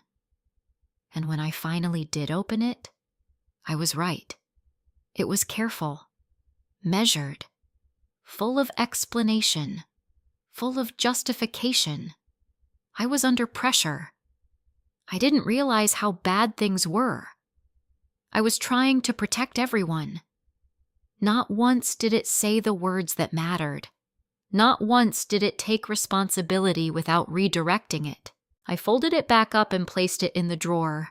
Not thrown away, not answered, just set aside. Because now I understood something else. Not every relationship can be repaired at the same time. Some require distance, time, or a willingness that isn't there yet. A few days later, Kyle found me in the kitchen. "Did you hear from Mom?" he asked. I nodded. Yes. And I met his eyes. "She's not ready." He looked down. "I didn't think so." There was no anger in his voice. Just acceptance. "She might be someday," I said. Maybe he replied. We both knew that maybe carried a lot of weight. "But that doesn't change what you're doing," I added. He nodded. "I know." And he did. That was the difference now. He wasn't waiting for her. He wasn't hiding behind her. He was moving forward. On his own. A month later, we drove back to Dayton. Not because we had to. Because we chose to. Kyle wanted to meet Linda Whitmore. I wasn't sure at first, but something about the way he asked. Not defensive, not curious, but respectful, made me agree. When we walked into her room, she recognized me immediately, and then her eyes moved to Kyle. "This is him," she said. Not a question, a statement. "Yes," I said. Kyle stepped forward slightly. "Ma'am," he said. "I wanted to meet you." She studied him for a moment, then nodded. "Sit." He did. No hesitation. "I made a mistake," he said. She didn't respond right away. She just watched him. "I didn't understand what I was doing," he continued. "Not fully." "No," she said quietly. "You didn't." He nodded. "But I'm trying to fix it." That caught her attention. How, she asked. By taking responsibility, he said, not avoiding it, not pushing it onto someone else. She leaned back slightly. "And how's that going?" "It's hard," he admitted. She smiled faintly. "It should be." Kyle let out a small breath. "I just wanted to understand," he said, "what my grandfather saw, what he tried to prevent." Linda's gaze softened slightly. "He saw a pattern," she said. "I know," Kyle replied. "And you're breaking it. I'm trying to." She held his gaze for a long moment, then nodded once. "That's all anyone can do." On the drive back, Kyle was quiet, but it wasn't the same kind of silence as before. It wasn't avoidance, it was processing. "You were right," he said finally, "about what I asked." "This isn't about the watch," he said. I nodded. "No," I said. "It never was." He looked out the window. "It's about what we choose to carry forward." I smiled slightly. "Yes," I said. "It is." That night I sat in the workshop again, the watch in my hand, the same one that had started all of this. But now, it felt different. Not heavier, not lighter, just understood. Arthur hadn't hidden something out of fear. He had prepared something out of wisdom, and now that wisdom had done exactly what it was meant to do. It had surfaced. It had been seen. And it had changed everything. The first anniversary of Arthur's passing came quietly. No announcements, no reminders, just a date on the calendar that carried more weight than any words could hold. I woke up earlier than usual that morning, the house still wrapped in that soft kind of silence that exists just before the day begins. For a moment, I stayed in bed staring at the ceiling, letting the reality of the day settle into me. 1 year. It felt like both a lifetime and no time at all. I didn't cry, not because I didn't feel it, but because the grief had changed. It wasn't sharp anymore. It wasn't overwhelming. It had softened into something else, something quieter, something steadier. I got up, made coffee, and moved through the house, slowly touching things without thinking: the back of a chair, the edge of the table, the door frame to the workshop. Each one still held him, not as loss, as presence. I had invited a few people over, not many, just enough. Kyle, Thomas, Joan, and Pastor Elijah. No big gathering, no formal event. Just acknowledgement. Kyle arrived first, on time, dressed simply but neatly. There was something different about him now, not in a dramatic way, but in the way he carried himself. Less restless, more grounded. "How are you?" he asked. I considered the question. "Honest," I said. He nodded. "I think that's good. It is." Thomas came next, bringing nothing but his steady presence. Joan followed, as warm and familiar as ever. Elijah arrived last, his quiet voice filling the room in a way that felt both comforting and reflective. We didn't sit in the living room. We gathered in the workshop. Arthur's space. The place where everything had begun, and where in many ways everything had come back to. I had cleaned it earlier that week, not changed it. Just opened it. Cleared the dust, straightened the tools, made room for life to move through it again. The table stood in the center, and on it, Arthur's watch. Not hidden, not protected, just placed, where it could be seen. We didn't speak right away. There was no need, because everyone in that room understood something important. This wasn't about ceremony. It was about truth. After a while, I reached into the drawer beside the table and took out the letter. The last one. The one I hadn't read aloud yet. The one I had avoided not out of fear, but because I knew it deserved the right moment. And this was it. I want to share something I said. They all turned toward me. Kyle leaned forward slightly. Thomas remained still. Joan placed her hand gently on the table. Elijah bowed his head slightly as if preparing to listen more deeply. I unfolded the paper carefully. Arthur's handwriting felt familiar in my hands. Steady, certain. And for the first time, I didn't feel like I was uncovering something hidden. I felt like I was completing something. I began to read. Rita, if you're reading this, then you've already done something I always believed you would. You didn't look away. My throat tightened slightly, but I kept going. I never wanted you to have to carry this. Not the worry, not the doubt, not the possibility that the people closest to you might one day ask for more than they should. Kyle shifted slightly beside me. I didn't look at him. I kept reading. But life doesn't always give us that choice, so I prepared for the moment you might need to see clearly. I paused briefly, then continued. There's something I need you to remember.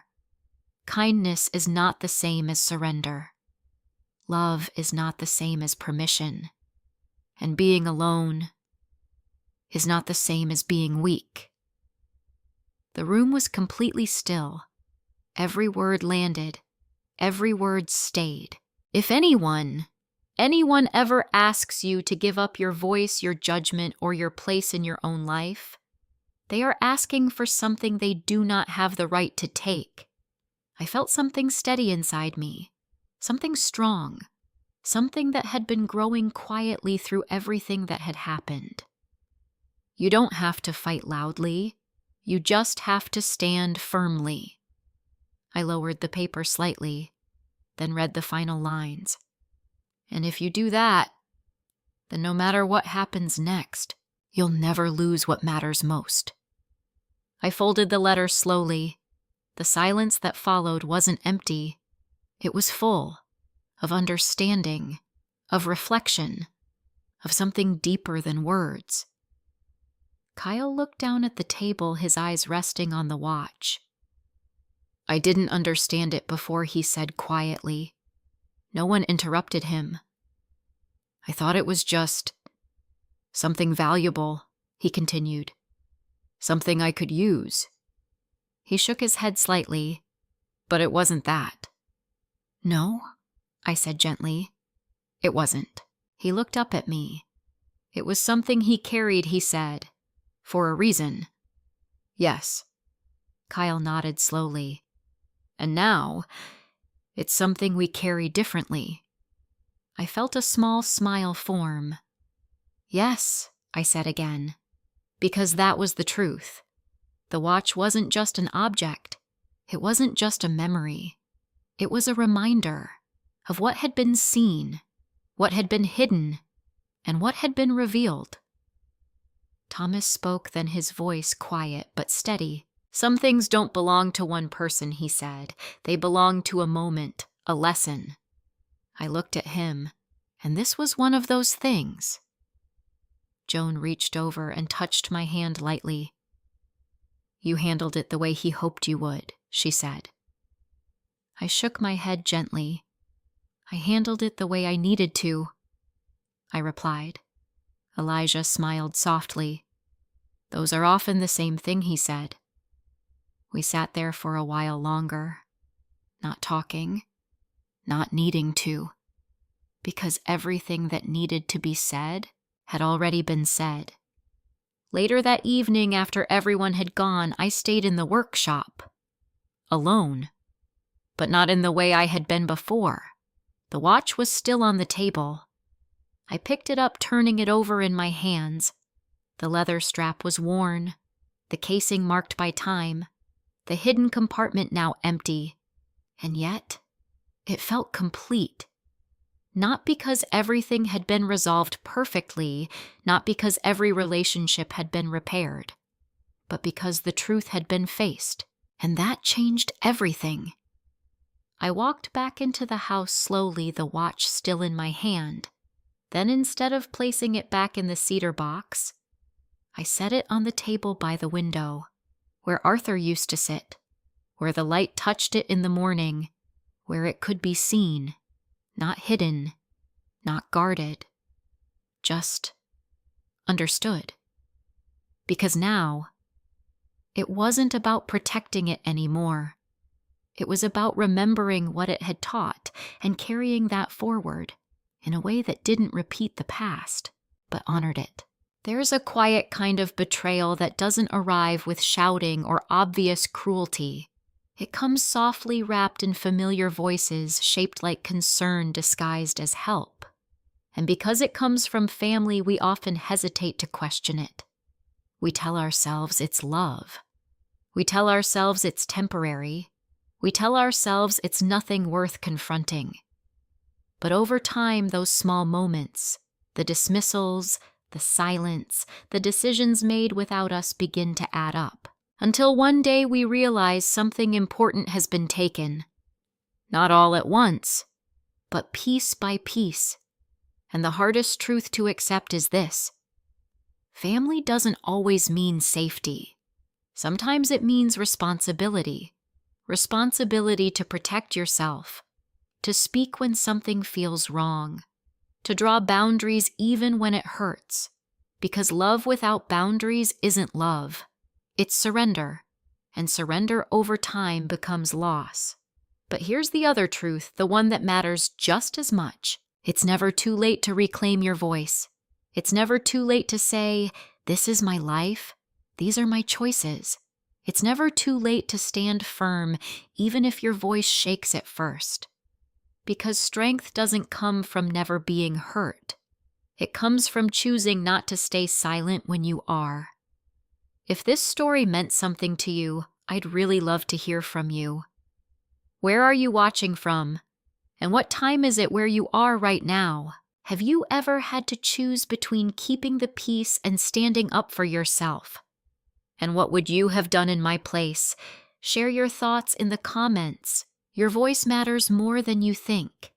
And if stories like this about dignity, truth, and second chances resonate with you, don't forget to like and subscribe so we can continue this journey together.